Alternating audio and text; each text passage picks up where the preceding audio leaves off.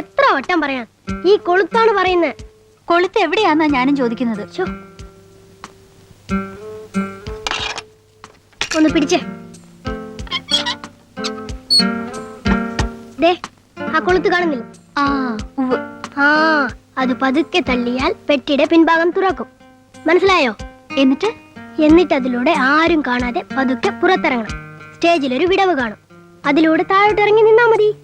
എന്നെ പെട്ടിക്കകത്തിട്ട് പൂട്ടിയാ എനിക്ക് ശ്വാസം മുട്ടില്ലേ? എന്റെ ചേച്ചി, 4 സെക്കൻഡ് ശ്വാസം കിട്ടിയില്ലെങ്കിൽ ചത്തുപോവോ? പറയാനൊക്കില്ലല്ലോ. എന്നാ ചാവട്ടെ.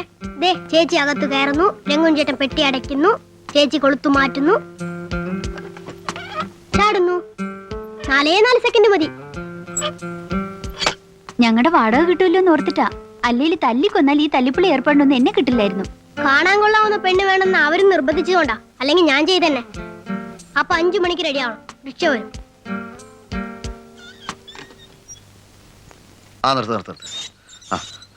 അമ്മൂമ്മയോട് ശ്രീദേവിയോട് പെട്ടെന്ന് റെഡിയാവാൻ പറ.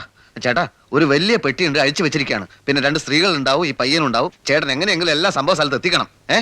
ഞാൻ ഡ്രസ് ചെയ്ത് സൈക്കിളിലങ്ങ് എത്തിക്കോളാം. നീ ചെല്ലു, അവരെ വിളിക്ക്. ചെല്ലു.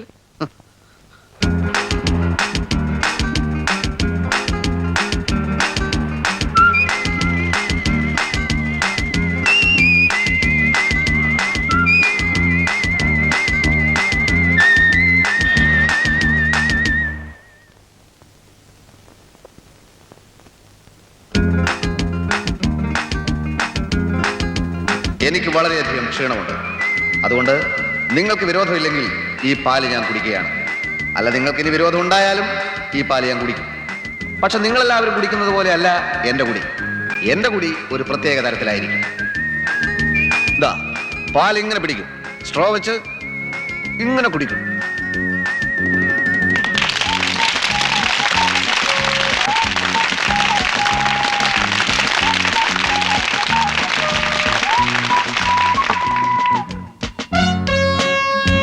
ഇനി കുട്ടികൾ ആരെങ്കിലും ഒരാൾ സ്റ്റേജിലേക്ക് വരൂ. വരൂ, ഭയപ്പെടണ്ട, വന്നോളൂ. വരൂ. ഇതൊരു മെഴുകുതിരിയാണല്ലോ. വല്ല സംശയമുണ്ടോ? അല്ല, ഇനി സംശയം ഉണ്ടെങ്കിൽ ഒരു കാര്യം ചെയ്യാം, ഞാനിതൊന്ന് കത്തിക്കാം.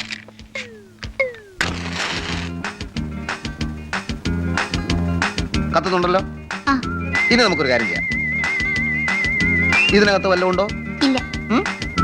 നമുക്ക് സംശയം തീർക്കാം. ഒന്നുമില്ല. ഇനി ഈ സാധനം നമുക്ക് ഇവിടെ വെക്കാം. എന്നിട്ട് എന്ത് സംഭവിക്കുമെന്ന് നമുക്ക് നോക്കാം. ലുക്ക് ചെയ്യാം.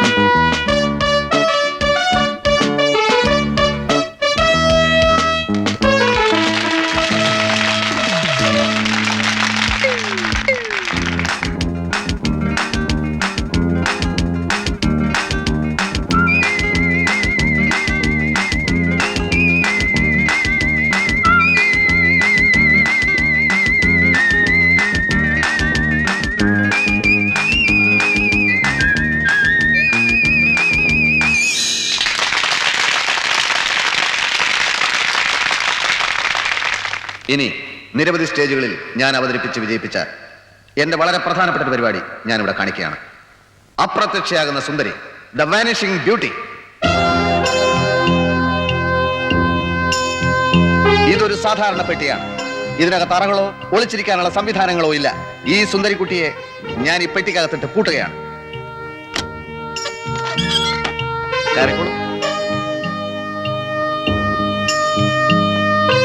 ഞാനിതാ പെട്ടി അടച്ചു പൂട്ടുകയാണ്.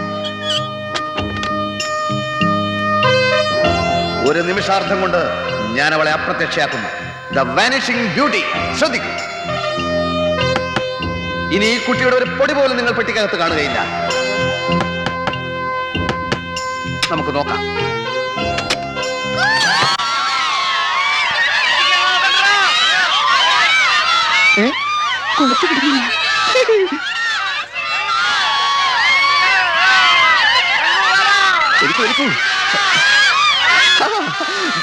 ദേവി ഇത് ബഹളം ഉണ്ടാക്കാതിരിക്കൂ.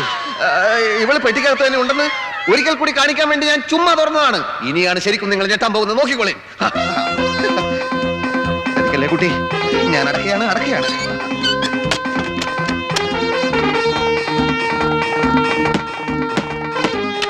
ഞാൻ തുറക്കുകയാണ്.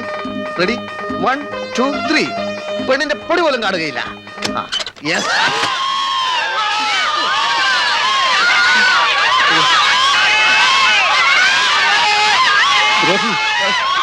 ഇങ്ങോട്ട് വരരുത്, ആരും ഇങ്ങോട്ട് വരരുത്. ക്ഷമിക്കണം, ഞാൻ ഒരിക്കൽ കൂടി കാണിക്കാം. സത്യത്തിൽ ഞാൻ ശരിക്കുള്ളത് കാണിക്കാൻ പോവുകയാണ്. അയ്യോ, എന്തിനാണ്?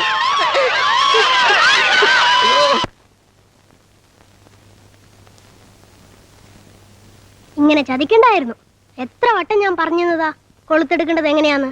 അകത്ത് കയറി കിടന്നിട്ട് നീ അതൊന്ന് വലിച്ചു നോക്ക്, അപ്പൊ അറിയാം. ഞാൻ നോക്കിയതാ. മോനെ മായവി എവിടെ? അയാൾ അവിടെ കിടന്ന് നിലവിളിക്കുക.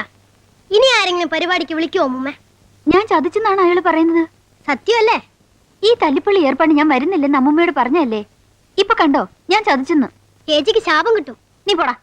അല്ലേലും ഞാനിവിടെ താമസിക്കാൻ വന്നതല്ല. പാവം മായാവി.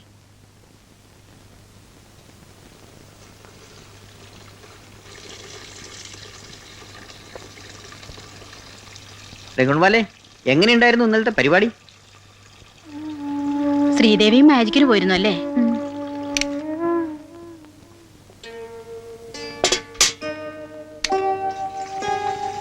കാശൊക്കെ കൃത്യമായിട്ട് കിട്ടിയോ? ഓ, വേണ്ടുവോളം കിട്ടി. ഓഹോ, എന്നൊരു പാർട്ടിയൊക്കെ നടത്തണം കേട്ടോ. ഓ,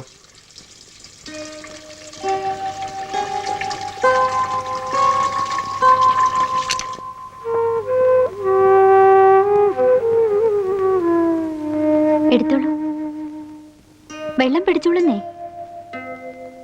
എനിക്ക് ഈ 2 ബക്കറ്റിലും വെള്ളം വേണം, അതുകൊണ്ടാ പറഞ്ഞത്.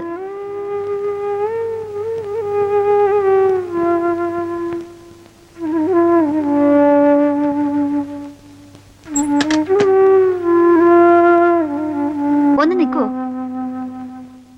ഇഷ്ടമുണ്ടെങ്കിൽ മാത്രം വിശ്വസിച്ചാൽ മതി. ഞാൻ എത്ര നോക്കിയിട്ടും കൊളുത്ത് മാറിയില്ല, അതുകൊണ്ടാ. നിങ്ങളുടെ മട്ടും ഭാവം കണ്ടാത്തൊന്നും ഞാൻ മനഃപൂർവ്വം ചെയ്താണെന്ന്. ഞാനൊന്നും പറഞ്ഞില്ലല്ലോ. പറയാതിരിക്കുമ്പോൾ എനിക്ക് ദേഷ്യം വരുന്നത്. ഇല്ല, ഇനി ആരും ദേഷ്യപ്പെടുത്തില്ല. ഇവിടുന്ന് പോവുകയാണ്. കുട്ടിയുടെ അച്ഛനോട് ഇനി അവധി പറയാൻ വയ്യ. പേടിക്കണ്ട, മേജിക്കിന്റെ ഈ ടിന്നും പാട്ടകളും ഒക്കെ ഇരുമ്പ് വിലക്ക് വിറ്റ് കുടിശ്ശിക തീർത്തിട്ടേ പോകുന്നുള്ളൂ. അപ്പോ എല്ലാത്തിനും കാരണം ഞാനാ അല്ലേ? അല്ല, എല്ലാത്തിനും കാരണം എന്റെ ജന്മദോഷം. സത്യമായിട്ടും ഞാൻ അറിഞ്ഞുകൊണ്ടൊന്നും ചെയ്തിട്ടില്ല. ഞാൻ കുട്ടിയെ കുറ്റപ്പെടുത്തിയതല്ല. ആണ്. ഞാൻ നന്നായിട്ട് ഒന്നുകൂടെ പ്രാക്ടീസ് ചെയ്യാം, എന്നിട്ട് അപ്രത്യക്ഷയാവാം. അതിലും നല്ലത് ഞാനിവിടുന്ന് അപ്രത്യക്ഷമാവുന്നതാണ്. വാടകയുടെ കാര്യം ഞാൻ അച്ഛനോട് പറയാം. അല്ല, അത് മാത്രമല്ല, നിങ്ങൾ ഇവിടുന്ന് പോയാൽ എനിക്ക് വിഷമാവും. പോയില്ലെങ്കിൽ ഉണ്ടാവുന്നതിനേക്കാൾ വിഷമം ഉണ്ടാവോ പോയാല്? ഉണ്ടാവും. എന്നാ പിന്നെ ഞാൻ പോകുന്നില്ല.